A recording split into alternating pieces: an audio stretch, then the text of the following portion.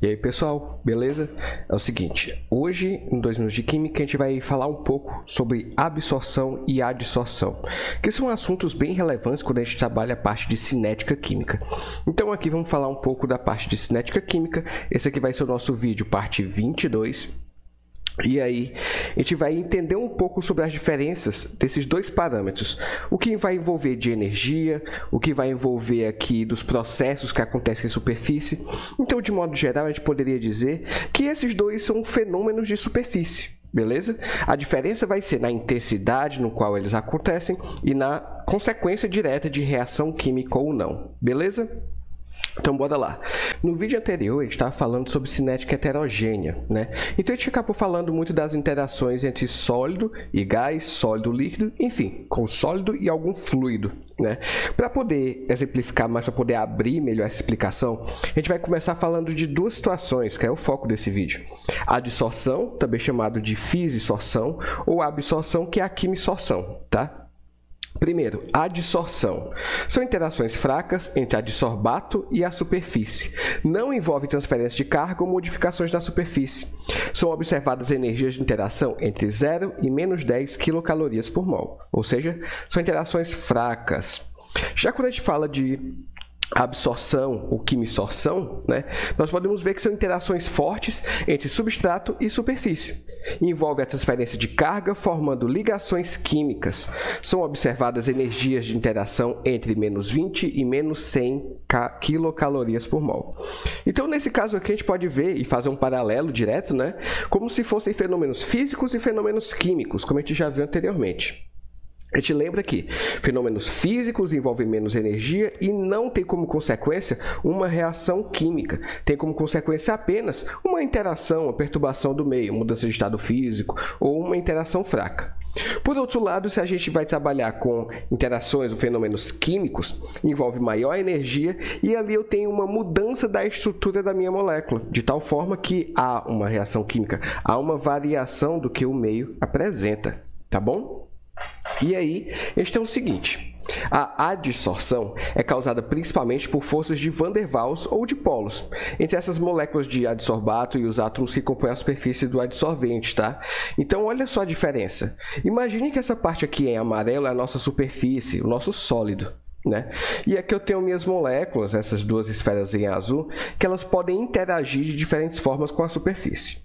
Se eu olho para a fissorção, note que eu tenho essas linhas tracejadas, indicando uma interação fraca. Não é uma ligação química, é uma interação, tal qual forças intermoleculares, entendeu? E aqui, pode notar também que há um maior distanciamento, né? Estão distantes, tanto molécula da superfície. Por outro lado, se eu vejo a quimisorção, eu tenho essa linha cheia, indicando que há aqui uma interação, uma ligação das moléculas com a superfície.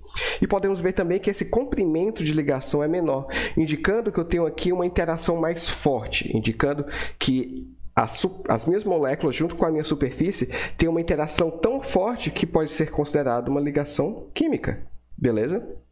Se você quiser parar para ver, fazer um paralelo, né? Imagina só o seguinte. Pega uma folha de papel, escreve com um lápis e embaixo você escreve com uma caneta. Aí você vai tentar passar a borracha para poder apagar eles, né? Vamos lá. O que é que vai ser apagado? O lápis ou a caneta? Pois é.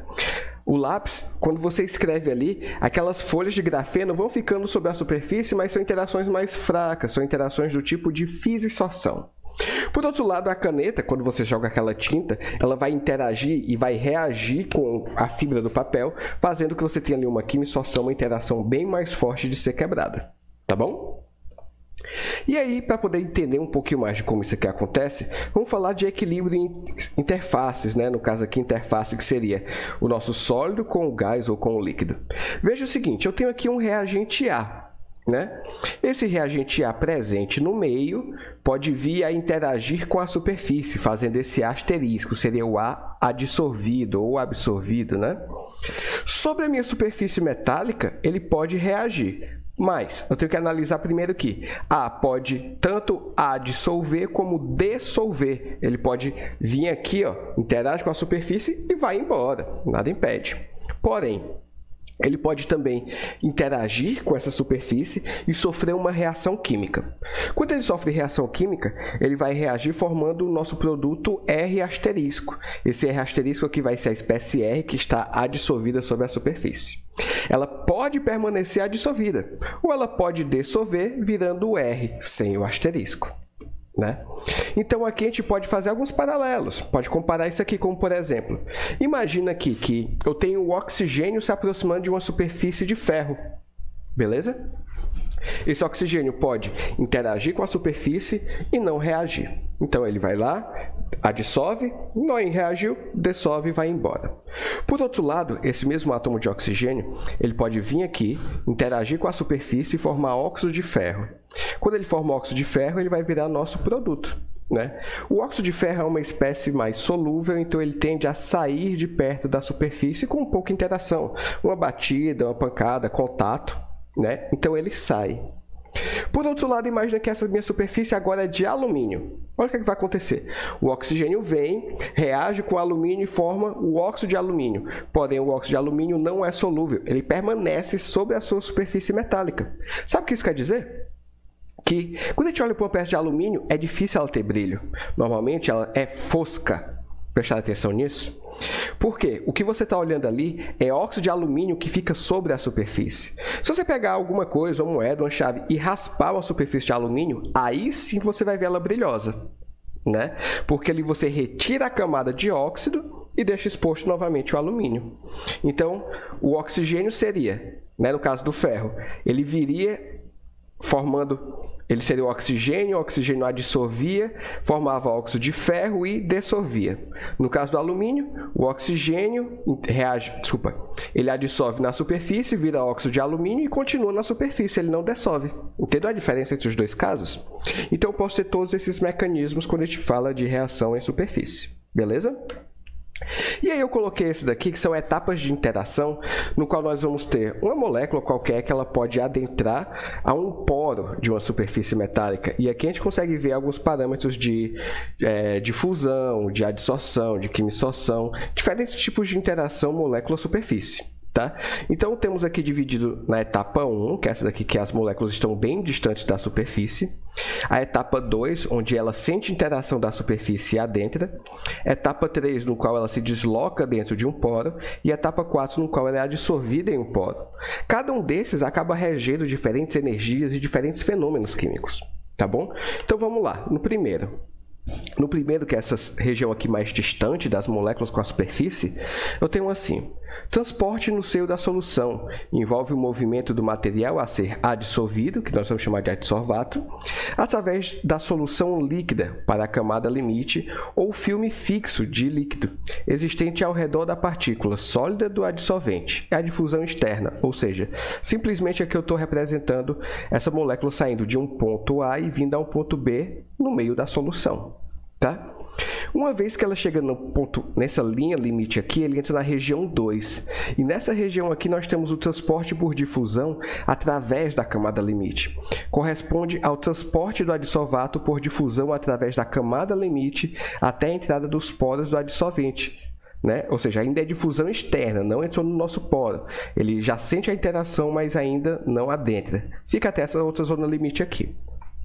Note que no 3 ele já entra no poro, então é uma situação um pouco diferente. No 3 eu tenho o transporte através dos poros. Envolve o transporte do adsorvato através dos poros da partícula por uma combinação de difusão molecular através do líquido contido no interior dos poros e difusão ao longo da superfície do adsorvente. Essa daqui é a difusão interna, ela ocorre dentro de um poro. E no ponto 4, que é o nosso ponto final, nós temos aqui a adsorção, que é a ligação do adsorvato em um sítio disponível do adsorvente, envolvendo vários mecanismos, tais como a adsorção física, a adsorção química, troca iônica, precipitação, complexação. Todos esses fenômenos que nós vamos estudando ao longo da nossa vivência da química podem acontecer aqui dentro. Esse tipo de estudo aqui é muito visado quando você vai estudar, por exemplo, reações heterogêneas, visando catalisadores, corrosão, fenômenos em superfície de um modo geral, onde essa área de contato aqui pode ser de extrema importância para você, tá? E aí gostaria de falar um pouco também sobre a adsorção no modo de isotermas, porque existe a chamada isoterma de adsorção, que são modelos dados ao mecanismo de fissorção entre molécula na superfície. Gostaria de lembrar aqui uma coisa, existem vários modelos de isoterma de adsorção, tá? Isoterma de Langmuir, de Fenech, isoterma termocinética, existem várias. Tá? Mas eu vou explanar aqui um pouco somente sobre a isoterma de Langmuir para vocês terem uma noção de como ela é tratada. Possivelmente, futuramente, a gente faz um vídeo falando de isotermas de adsorção, beleza? Mas olha a seguinte situação.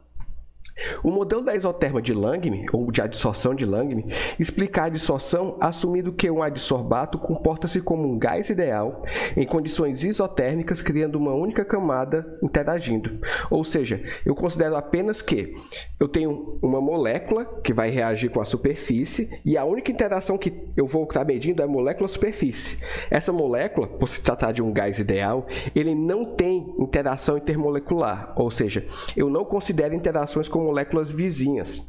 E outra coisa é que eu vou considerar a formação de uma monocamada. Então, eu só vou ter uma camada de moléculas adsorvidas sobre minha superfície. Não vou formar multicamadas, que seria uma sobre a outra. Isso aí é outro modelo de isoterma que vai explicar. Beleza? Então, continuando, nós teríamos isso aqui, ó. Imagina a superfície sólida, né, que é essa parte aqui marcada, e aí eu tenho essa adsorção em monocamada, que seria uma única camada entre eles. Tá?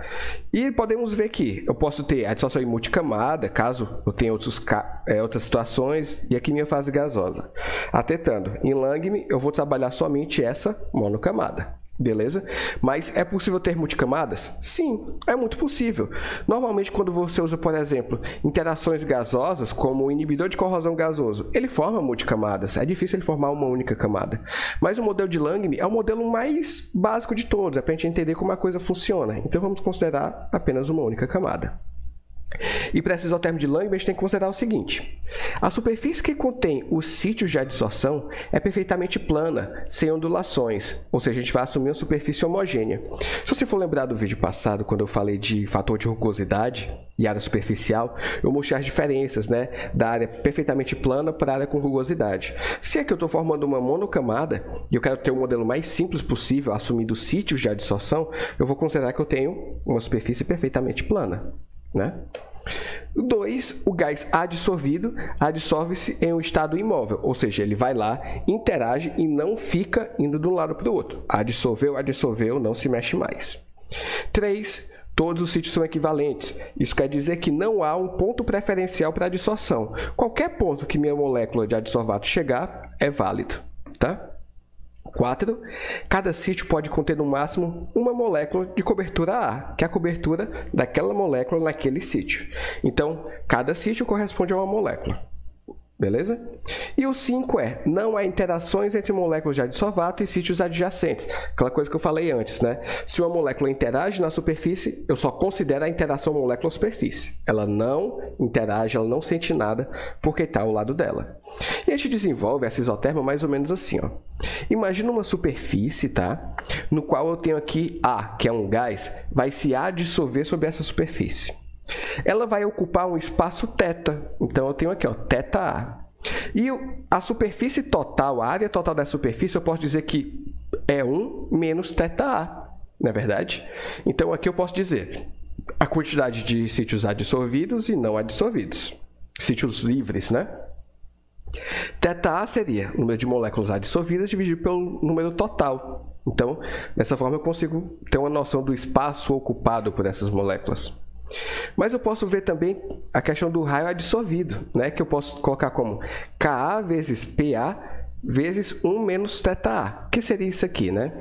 Ka seria a minha constante de adsorção, vezes a pressão parcial desse gás A, vezes 1 menos θA, que é o fator de recobrimento, né?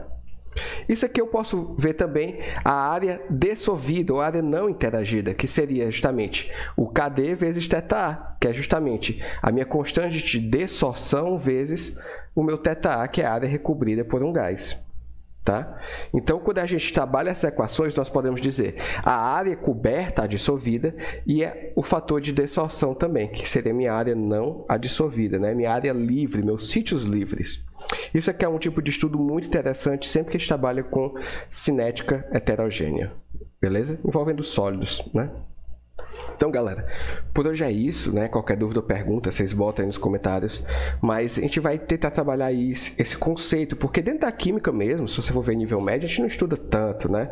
São conceitos que a gente abre mais dentro da universidade, porque, querendo ou não, cinética homogênea é muito bonitinho, tá tudo em solução, pegou ali, tá tudo gasoso, tá ótimo. Mas quando a gente chega na cinética heterogênea, tem muitos fatores pra gente assumir. E na prática, quase tudo que a gente observa é cinética heterogênea. No mundo, né, heterogêneo. Então vamos tentar martelar um pouquinho nesses pontos aí, beleza? Então é isso aí, galera, por hoje é isso. Valeu, falou e até mais.